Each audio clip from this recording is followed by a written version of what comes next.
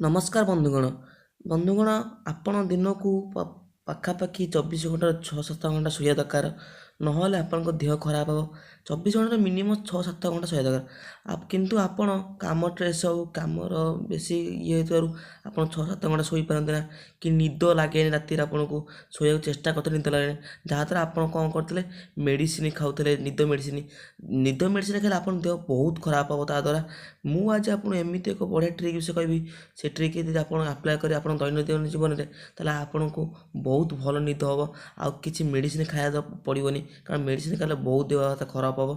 Show ମୁଁ ଆଜି ସେ ଟ୍ରିକ୍ଟା କହିଦେବି ଯେ କେମିତି ଆପଣ ସେ ଟ୍ରିକ୍ ଆପ୍ଲାଏ କଲେ ଆପଣଙ୍କୁ ଭଲ ନିଦ ହେବ, ଆପଣ ମିନିମମ୍ 6-7 ଘଣ୍ଟା ଶୋଇପାରିବେ।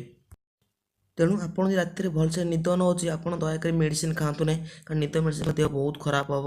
ଡକ୍ଟରମାନେ ଏ କଥା କହିଛନ୍ତି। ସୋ ଆପଣ କ'ଣ କରିବେ ନା, ଆପଣ କଞ୍ଚା ଲେମ୍ବୁ ଫାଳେ ଆଣିବେ ଏବଂ ଗୋଟେ ତାଟିଆ ଆଣିବେ। ତା ଦେହରେ କଞ୍ଚା ଲେମ୍ବୁ ଯେଉଁ ଫାଳେ ଆଣିଥିବେ ତାକୁ ଚିପୁଡ଼ି ଦେବେ ତାଟିଆରେ। ତାପରେ ଗୋଟେ ସୋରିଷ ତେଲ, ଟିକେ ଅଳ୍ପ ଟିକେ ସୋରିଷ ତେଲ ଆଣିକି ସେ ତାଟିଆରେ ଯେଉଁ କଞ୍ଚା ଲେମ୍ବୁ ଫାଳେ ଚିପୁଡ଼ି ଦେବେ, ତା ଦେହରେ ସୋରିଷ ତେଲ ପକାଇ ଗୋଳେଇ ଦେବେ। ଭଲସେ ଗୋଳେଇଲା ପରେ ଆପଣଙ୍କ ଯେଉଁ ତଳିପାଦରେ ତାକୁ